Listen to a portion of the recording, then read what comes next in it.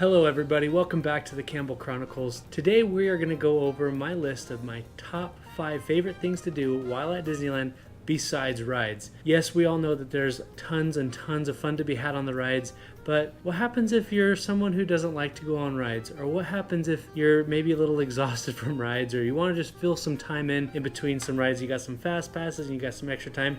What do? Well, that's the purpose of today's video. We're going to go over what to do at Disneyland besides the rides to ensure that you're having a lot of fun while you're on vacation. Today's list won't be in any particular order. It's just going to be 5 of my favorite things to do besides rides. And before we start, don't forget to hit that subscribe button. Give us a like, comment down below. Let us know what you think about these things, whether you like something or maybe there's something I didn't have in this list. Just let me know. The first thing on my list today is going to be a parade. We all love hearing the music. We all love seeing the dancing. And throughout the seasons, they have various amounts of parades that come through both at Disneyland and at Disney's California Adventure. One of my favorite parades is unfortunately no longer in business. It's Pixar's Play Parade. It was great. I love seeing it. My kids love seeing it. Their faces light up every time. It's just one of my favorite things to do. The holiday time, the holiday parades are great. The Christmas time parade with Santa at the end, but also the Halloween parades are fantastic as well. Number 2 on my list today is going to be shopping. Yes, shopping. Shopping for that perfect souvenir, whether it be 1, 2, 3, 4, 5, who knows, however many souvenirs you like to buy, whether it's a shirt, a hat. Seeing what new merchandise is out there has always been one of my favorite things to do. A little piece of magic to bring home with you is just a lot of fun to me. Even though you can't have it all, be able to go into these stores, go to the Emporium, go to Downtown Disney. In one of my other videos, you can click on the link above. We go through Downtown Disney and show you all the different kinds of things to do in shopping throughout Downtown Disney. But while in Disneyland, there's all kinds of souvenir shops, gift shops, places to pick up your next souvenir to bring home with you. Some of my favorite souvenir shops are the ones that are a little bit more specialized. So maybe as you're getting out of Pirates of the Caribbean, there's a little shop over there that has a Pirates of the Caribbean. Or if you just like a wide variety of things, Main Street, you got the Emporium, which has tons and tons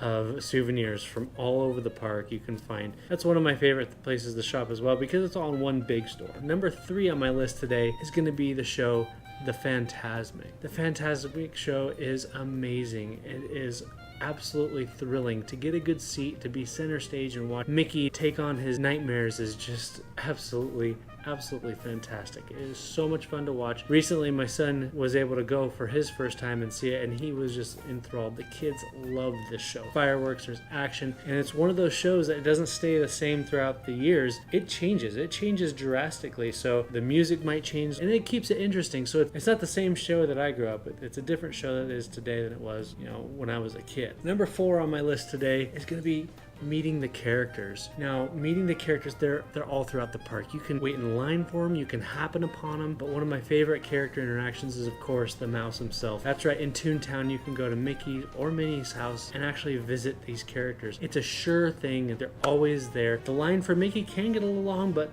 as you're going through Mickey's house, you have plenty of interactions to do to keep you busy. There's also some cartoons that they play in Mickey's house while you're waiting. It's great. They definitely keep you busy while you're waiting. I've had it in the past where we've walked right up to Mickey without waiting in line at all. Any of the other characters throughout the park are absolutely fun to meet. If you've watched any of my cruise videos, you can click on the link above and see. You'll know how much I love interacting with characters, playing a little game of charades with them, having fun with them, just whatever you want to do with them. Their job is to not make you feel silly. So if you are one of those people who doesn't really know what to say to a character, what I like to do is I like to think of something before. If it's a character from a movie, what I'll do is I'll think of another character in that movie and just ask that character about him. For example, Peter Pan. I'll say, hey Peter, how's Wendy doing? Or how's John or Michael?